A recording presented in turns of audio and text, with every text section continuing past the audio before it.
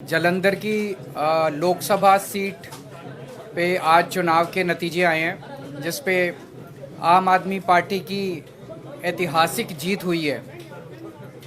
अभी तक लगभग 58,000 वोट से आम आदमी पार्टी के कैंडिडेट रिंकू जी आगे चल रहे हैं। थोड़ा सा गिनती और बाकी है, लगभग शायद 10,000 वोट की गिनती और बाकी है। ये बिल्कुल अनप्रेसिडेंटेड जीत है और इस पॉइंट ऑफ व्यू से देखें कि ये कांग्रेस का गढ़ रहा है। पिछले 60 साल में से 50 साल यहाँ पे कांग्रेस जीतती रही है, तो उस गढ़ के अंदर सेंध मार के आम आदमी पार्टी जीती है। पिछले साल हमारी सरकार बनी थी पंजाब के अंदर। एक साल के बाद ये चुनाव हुआ। किसी भी नई सरकार के लिए पहला साल बहुत कठिन साल होता है, बहुत कठिन, क्योंकि पुरानी सरकार ने जितने भी गलत काम किए थे, पुरानी सरकारों ने, वो हमने एक तरह से लीगेसी की तरह हमने इनहेरिट किए थे।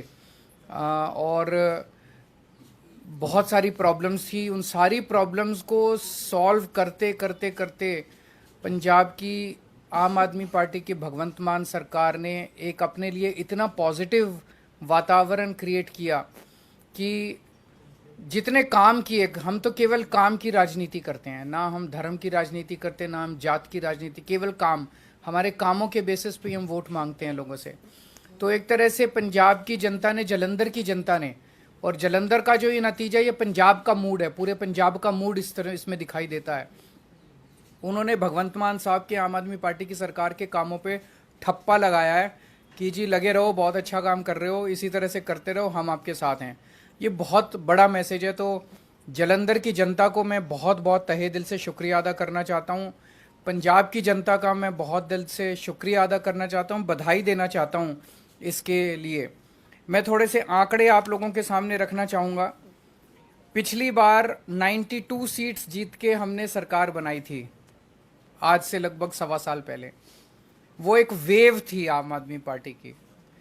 उस वेव में भी जालंधर की लोकसभा सीट में 9 विधानसभाएं आती हैं। उन 9 में से हम केवल 4 जीत पाए थे, बाकी 5 कांग्रेस के पास चली गई थी। तो ये इतना जबरदस्त कांग्रेस का गढ़ माना जाता है कि 9 में से 4 ही हम जीत पाए। उस वेव के अंदर भी 5 सीट कांग्रेस जीत गई। आज उस 9 में से 7 सीटें आम आदमी पार्टी जीती है। केवल 2 जालंधर सेंट्रल और जालंधर नॉर्थ की सीटों पे हम थोड़ा पीछे हैं। पिछले साल असेंबली का जो चुनाव था विधानसभा का, उसमें हमें पूरे पंजाब में 42% वोट मिले थे, लेकिन जालंधर में हमें बहुत कम वोट मिले, हमें 28% वोट मिले। आज इसको हमने बढ़ा के हम लगभग 34% वोट पे हैं और जालंधर जीत रहे हैं। पिछले बार असेंबली चुनाव में 4 विधानसभाएं ऐसी थी, शाहकोट, आदमपुर, फिलौर और जालंधर नॉर्थ, जहां पे हम तीसरे नंबर पे थे। आज इन 4 में से 3 सीटें हम जीत गए हैं और 1 सीट पे हम सेकंड नंबर पे हैं। और 2019 के चुनाव में, लोकसभा चुनाव में, जालंधर सीट से, लोकसभा की सीट से हमें केवल 2.5% वोट मिले थे। आज हमें 34% वोट मिले हैं और हम जीते हैं। दूसरी पार्टियों ने, बीजेपी ने एक नेता के, अटवाल साहब के बेटे, चरणजीत सिंह अटवाल के बेटे को टिकट दिया था। कांग्रेस ने संतोष सिंह चौधरी के बेटे को पत्नी को टिकट दिया था। दोनों को हरा के पंजाब की जनता ने परिवारवाद को हराया है और काम की राजनीति को वोट दिया है।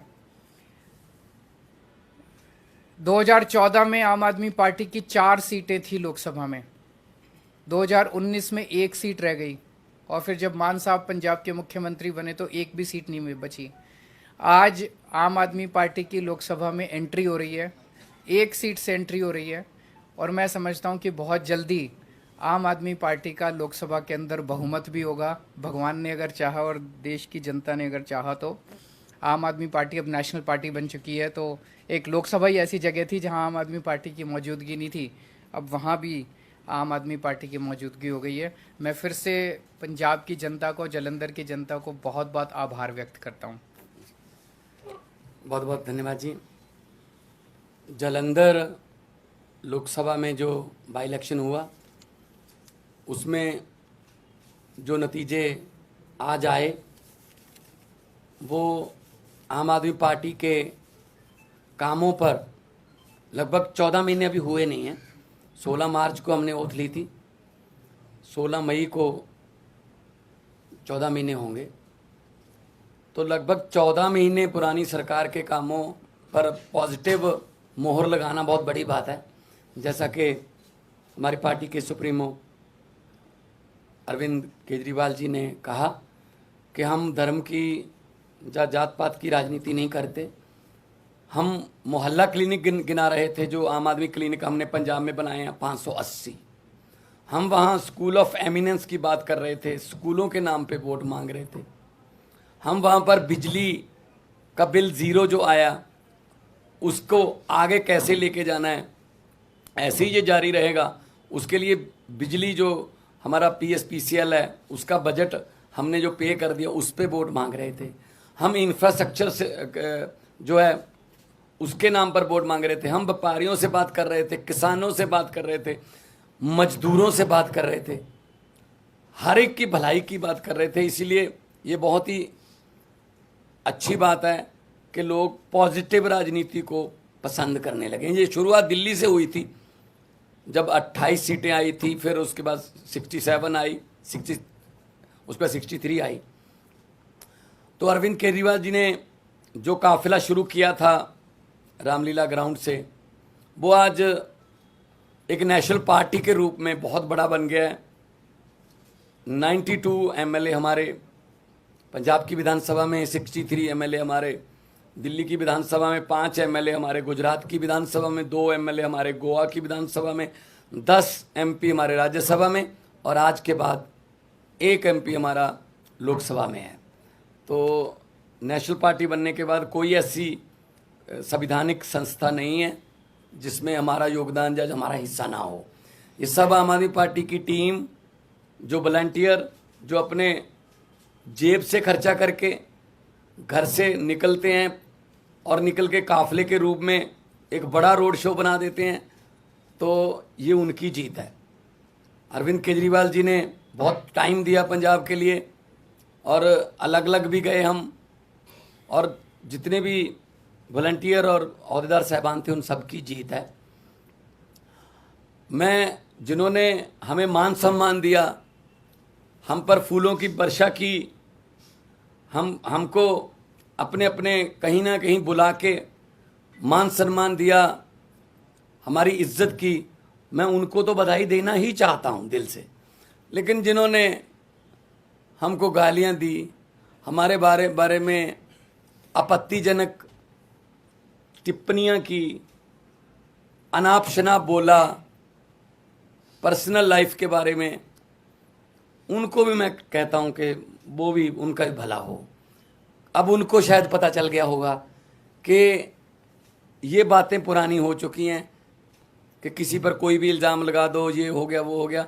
लोग इस पर ध्यान नहीं देते। लोग ये चाहते हैं जी हमारे बच्चे को पढ़ाई अच्छी मिलेगी, हमारे बच्चे को रोज़गार मिल जाएगा, हमारे बिजली का खर्चा कम हो जाएगा, हमें बुज़ुर्गों का इलाज फ्री हो जाएगा। लोगों को ये मुद्दे चाहिए।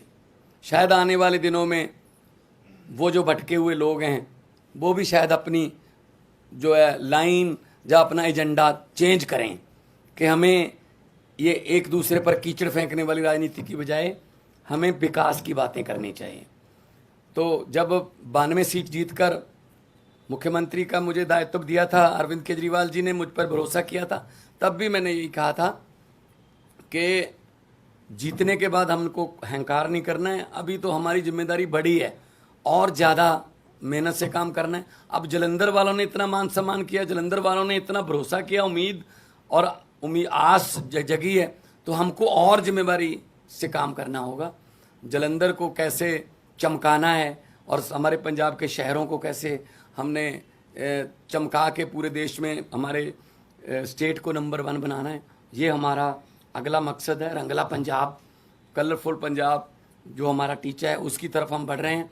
आज जब जीत हुई मेरा हौसला बहुत बढ़ गया, क्योंकि हम लोग जब जाते थे, अरविंद जी रोड शो में जाते हम यही लोगों को कहते थे कि 11 महीने की इलेक्शन है, अगले साल इन दिनों में फिर कोड लगा होगा, 2024 की इलेक्शन चल रही होगी, बल्कि मार्च में ही लग जाता है, मार्च के एंड में।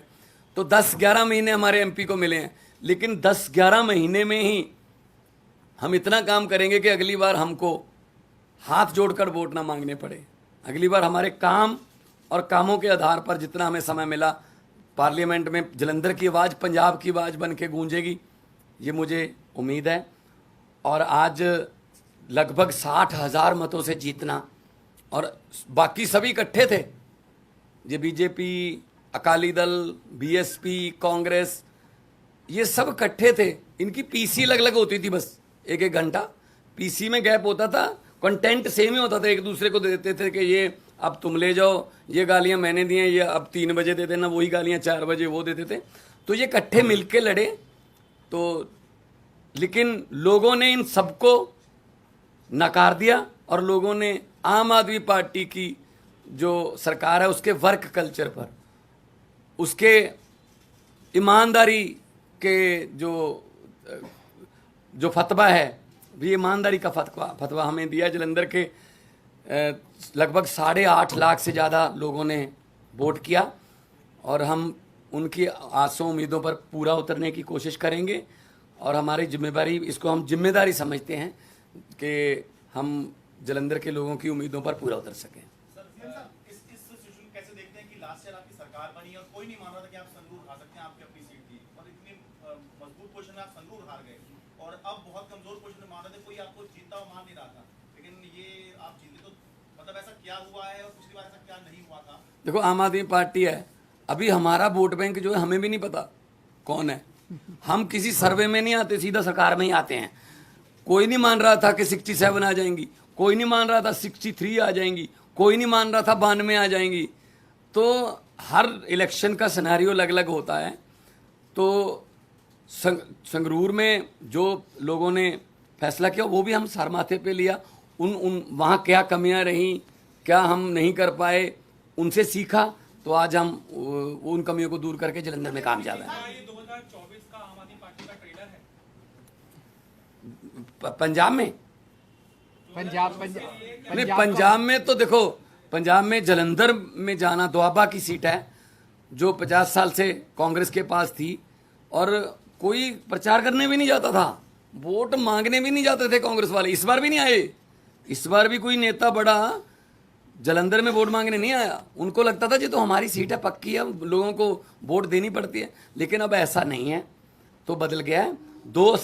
इस सीट के जीतने के बाद लोकसभा में हमारी परफॉर्मेंस और अच्छी हो जाएगी, विधानसभा में हम ऑलरेडी हैं, और इतना अच्छा काम करेंगे 2024 में 13 में से 13 सीटें जीते हम अपनी मेहनत में कोई कमी नहीं छोड़ेंगे। सवाल आपसे ये है कि दोआबा रीजन, और दोआबा रीजन में भी जलंधर की सीट, और वो भी सिंपैथी वोट, ये सारी चीजें थी। ऐसे में एक्स फैक्टर क्या रहा जो आम आदमी पार्टी को इतनी बड़ी जीत दिला गया कि 5,000 से हार और 50,000 से जीत हो गई? एक ही फैक्टर था, वो था काम। पिछले 1 साल के अंदर मान साहब के नेतृत्व में पंजाब की आम आदमी पार्टी की सरकार ने जो काम किया है, वो काम अपने आप में बोलता है। हर क्षेत्र के अंदर बिजली फ्री हो गई, बिजली के पावर कट लगने बंद हो गए। कोई सोच नहीं सकता था पहले 7-7, 8-8 घंटे के, साल भर पहले पंजाब में पावर कट लगते थे, अब पावर कट नहीं लगते पंजाब के अंदर। बिजली ठीक हो गई, अब मोहल्ला क्लिनिक बनने चालू हो गए। सबसे बड़ी बात है कि लॉ एंड ऑर्डर जो कहते थे इनसे संभलेगा नहीं, बॉर्डर स्टेट है इनसे संभलेगा नहीं, अब लॉ एंड ऑर्डर बिल्कुल स्टेबल हो गया वहाँ पे। साल भर लगा हम लोगों को, क्योंकि पिछली सरकारों का जो वो था वो हमने इनहेरिट किया, लेकिन अब लॉ एंड ऑर्डर कि जो अमृतपाल का जो पूरा वो हुआ, जितनी मैच्योरिटी के साथ मान साहब ने उसको डील किया, सब लोग इनकी तारीफ कर रहे हैं। तो बहुत सारे काम 1 साल के अंदर जितने काम हुए, नौकरियां कितनी दी, 29,000 सरकारी नौकरियां दे दी। और आपको शायद ये नहीं पता, जान के ताज्जुब होगा, पिछले 1 साल से इन्होंने देश भर के अंदर घूम घूम के पंजाब के लिए 40,000 करोड़ का इन्वेस्टमेंट शुरू हो गया है। ये एमओयू साइन नहीं हुए, नॉर्मली तो एमओयू फर्जी साइन होते हैं। वहाँ पे भूमि पूजन चालू हो गया है, फैक्ट्रियों का लगने का, जमीनें खरीद ली गई हैं, नारियल फोड़ दिया गया है। तो 40,000 करोड़ की इंडस्ट्री लगने का इन्वेस्टमेंट ये लेके आए हैं, जिससे 2.5 लाख बच्चों को नौकरी मिलेंगी। तो जो वो काम है, काम बोलता है, वही एक्स फैक्टर है, वही वाई फैक्टर है, वही जेड फैक्टर है। सर, दो और चुनाव थे उत्तर प्रदेश के निकाय चुनाव में आम आदमी पार्टी कई सीटों पर आगे कई जीत रही है, लेकिन कर्नाटक में नतीजा आप लोग के अनुकूल नहीं है। 209 सीटों पे लड़े लेकिन कहीं भी सकारात्मक परिणाम नहीं है। से कहीं ना कहीं शुरुआत करनी पड़ती है, तो शुरुआत है, वहाँ भी एक समय आएगा जब जीतेंगे, हर जगह जीतेंगे।